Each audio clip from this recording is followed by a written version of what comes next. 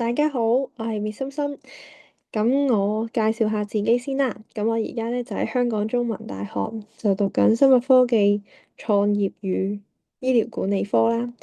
咁我嘅 DSE 2023年嘅成績咧，中文科就有5星嘅，咁閱讀卷就有5星啦，寫作卷就係5，聆聽及綜合卷咧就係攞5星嘅。咁我就已經補超過50名嘅學生啦，咁就有3年豐富嘅補習經驗。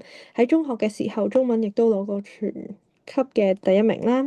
而我之前喺中學嘅時候，亦都係資優教育學院嘅學員嚟啦。咁之前有補過嘅學生咧，喺3個月內都可以由30分進步到有50分啦。咁我嘅學生咧就係嚟自 Band 1A 至 Band 3C 唔同地區嘅學校都有嘅。咁我係提供無限24小時 WhatsApp 問題啦，所以有任何唔識嘅嘢咧都可以隨時 WhatsApp 問我。咁我哋今日咧就開始講閱讀理解嘅考試技巧先。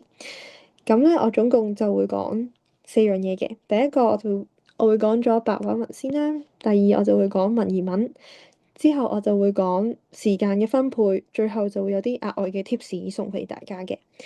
咁我就想問下咁多位同學，究竟我哋做白話文之前，我哋係睇咗題目先啦，定係睇咗文章先嘅咧？我而家俾3秒時間大家諗下，3、2、1，答案咧就係睇咗文章標題先嘅。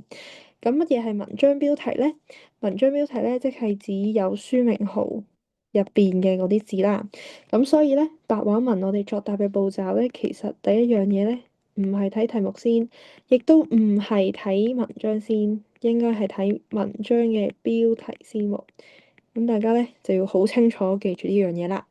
咁